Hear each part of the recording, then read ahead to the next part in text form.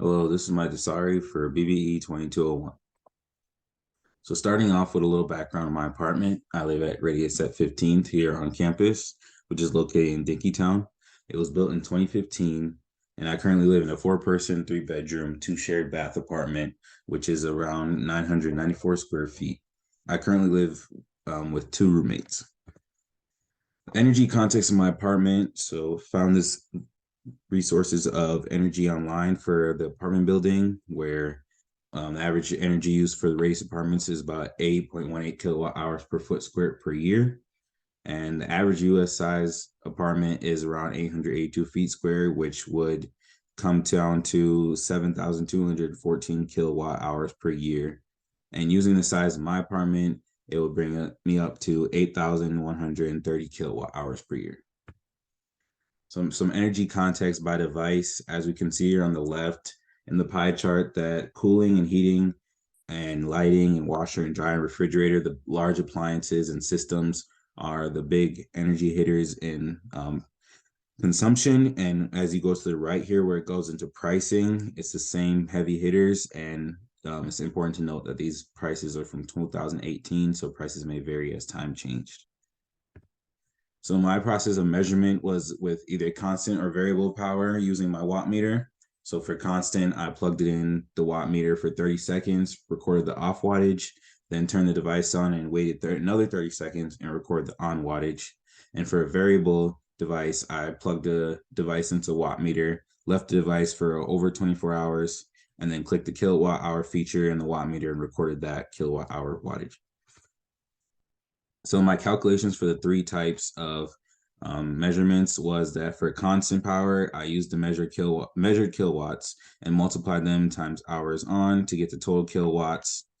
If that device had phantom power, which is power when the device is off, I added that by the same calculation of measuring the phantom kilowatts and the hours off and adding that to initial kilowatts for a total kilowatt hours. And for a variable device, I measured the device for an elapsed hours, and then using the measured kilowatt hours from the watt meter and dividing it by the elapsed hours, I was able to get it into kilowatts. And then to get the total kilowatt per day, I just multiplied that kilowatt by 24 hours in a day. And for the light, I simply read the wattage labeled on the light bulb and multiplied that labeled kilowatts with the hours on to get total kilowatt hours. So here are the 9 devices I measured. I measured my light, my TV, computer, air fryer, blender, toaster, microwave, air freshener, and last but not least, my alarm clock. So here's my daily log. As we can see here, I mainly use my light and my computer as biggest consumptions.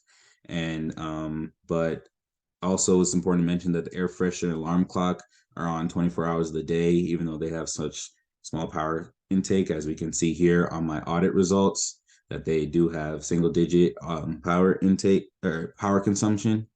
And it's important to note that for the light, I measured with the wattage labeled, and for the computer, it was a variable device. So as you can see here, the heavy hitters were the air fryer, which consumes a lot of power when it was on, even though it's not on as often, and the microwave, which is the same scenario. But with the TV, this was a heavy hitter because it had a lot of phantom power. Even though I don't use it as often, it did draw a lot of energy. And so, in summary, the total kilowatt hours I use per day is about 1.44, which will equal 43 kilowatt hours per month. So, the comparison to my common devices is that with the average wattage of common devices in other apartment buildings are pretty similar. I would say the only variation would be with the microwave, but this can also vary because microwaves vary from small wattages such as 700 and up to about 1700. And my microwave was around one of the higher versions. In comparison with the cost, so average cost per apartment is about 8 cents per foot squared per month.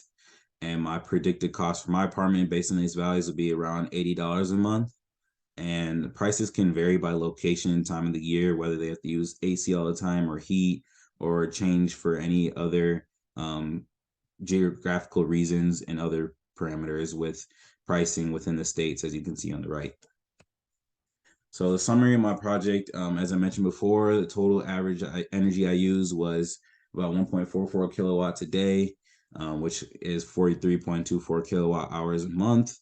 I did not measure the heavy hitters such as heating, AC, washer, dryer, all my lightings, because the way my apartment building is set up, those outlets and energy connections are very hidden and hard to reach.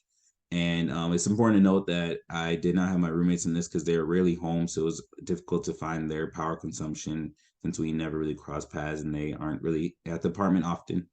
But some improvements I would say is to unplug the TV to save phantom power and to check other phantom power devices that are rarely used to be unplugged. Turning off lights when not necessary and using colder water to reduce water heating energy, such as cold laundry or colder showers or, washing my hands in cold water. But thank you.